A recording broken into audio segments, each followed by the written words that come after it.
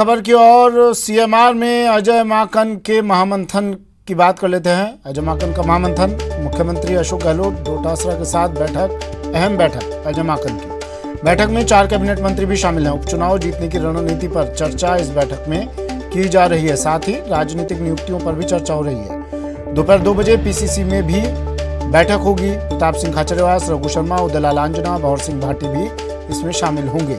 Sujangarh, Sahada, Rajsamand, Vallabhnagar seat पर इसमें चर्चा होगी। चुनाव जीतने की रणनीति पर भी चर्चा होगी।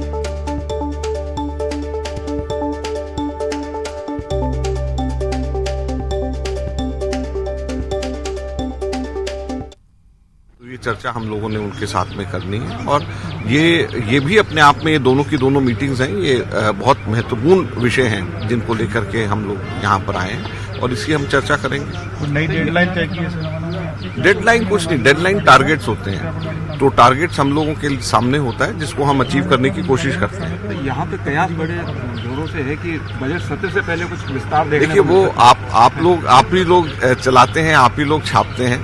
तो मैंने तो कभी भी नहीं कहा कि रिशफल वाली बात पे मैंने तो कभी भी एक स्टेटमेंट भी नहीं दिया। हाँ, राजनीतिक नियुक्तियों की हमारी जरूर वो है और हम लोग जो हैं राजनीतिक नियुक्तियों की हम लोग कोशिश कर रहे हैं कि भी उसकी शुरुआत हम लोग जल्दी से जल्दी हम कर सकें और इसी लिहाज से आज भी हम लोगों की देखिए, इस हालात को पूरा देश जान रहा है। ये कोई एक राजनीतिक मुद्दा नहीं है, किसानों की अपनी मांग है और मेरा तो केंद्र सरकार से फिर आग्रह है कि वो इसके बारे में बैठ के विचार करे और जो भी किसानों की मांग है उसको दूर करे और हो सके तो इन बिलों को वापस भी ले तो कोई दिक्कत नहीं है। क्योंकि जब अन्नदाता नहीं चाहता, पूरे देश में, दिल्ली में माहौल एकदम विपरीत है, लोग नहीं चाहते किसान, कहीं न कहीं उनको लगता है कि इन बिलों के आने से हमारा बहुत बड़ा नुकसान होगा, तो सरकार उसको वापस ले। जिस तरह के यहाँ पे बिल पारित करवाए थे, राज्यपाल ने राष्ट्रपति को नहीं भेजा है, तो आप लोग कोशिश कर रहे हैं? नहीं, वो तो राज्यपाल जी की तो क्या कोशिश है, हमारा तो जो काम है नीतिगत वो काम हमने किया है, वो तो मुख्यमंत्री जी के स्तर पर है। लेकिन कम से कम ये तो दर्शा रहा है कि ऊपर से दबाव है पूरा।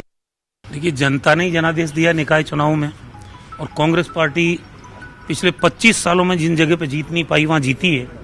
भारतीय जनता पार्टी के नेता अपनी झेप मिटाने के लिए चाहे कुछ भी दावे करें, लेकिन सच्चाई ये है कि मतों का प्रतिशत कांग्रेस के पक्ष में ज्यादा है, वार्ड हमारे ज्यादा हैं और निकाय भी हम ज्यादा जीतेंगे। ये 25 साल बाद परिवर्तन आया है, तो ये उपचुनाव हर हालत में, चारों उपचुनाव कांग्रेस पार्टी जीतेगी और इसकी हमारी पूरी तैयारी, जनता हमारे साथ है।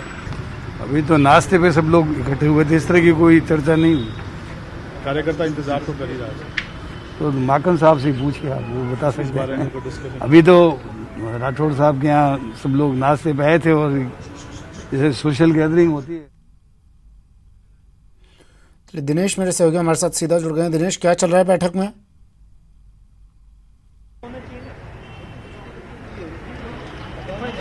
देखिए, तकरीबन 12:30 बजे ये मीटिंग शुरू हुई है। समय जो है वो 11:30 बजे का था, लेकिन तकरीबन 1 घंटे देरी से ये बैठक शुरू हो पाई है। 4 जो विधानसभा सीटों पर उपचुनाव होने हैं उसे लेकर इसमें मंथन किया जा रहा है।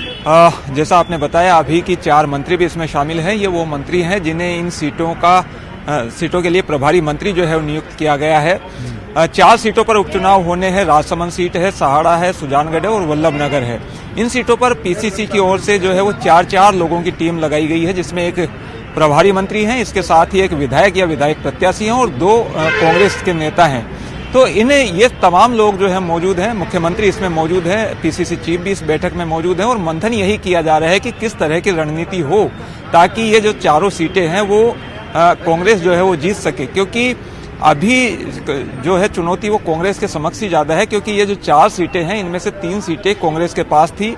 सहाड़ा से जो है कांग्रेस के विधायक थे, इसके साथ ही सुजानगढ़ से कांग्रेस के विधायक थे और वल्लभनगर से कांग्रेस के विधायक थे। राजसमंद सीट जो है वो भाजपा के पास थी। तो चुनौती ज्यादा कांग्रेस के लिए है और अजय माकन जब आए हैं कांग्रेस के प्रभारी, तो यही मंथन करने आए हैं कि किस तरह की रणनीति हो, किस तरीके से सरकार के कामकाज जो है वो क्षेत्र की जनता तक पहुंचाए जाए और क्या किया जा सकता है जिससे हम इन चुनावों में बेहतर नतीजे लेकर आ सकते हैं।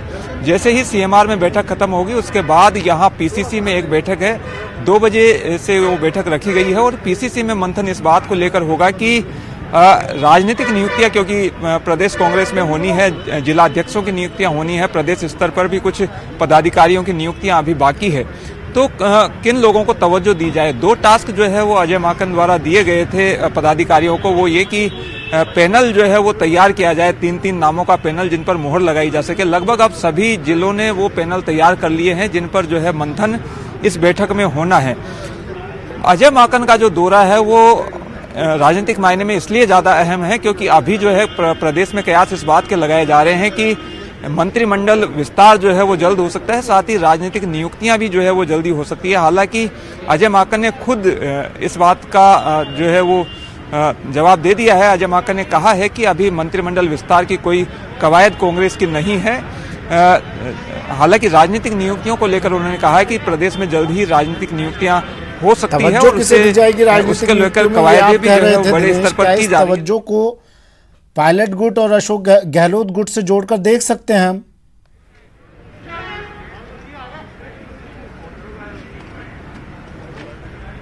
बिल्कुल जो है बैलेंस जो है वो जरूर करना पड़ेगा क्योंकि सियासी संकट में जिन लोगों ने साथ दिया था सरकार का, उन लोगों की भी बड़ी अपेक्षाएं हैं। इसके साथ ही पायलट खेमा भी क्योंकि बाद में साथ में आया और क्योंकि अभी जो है मंत्री पद भी उन लोगों के पास नहीं है, तो उस खेमे का भी लगातार प्रेशर बना हुआ है।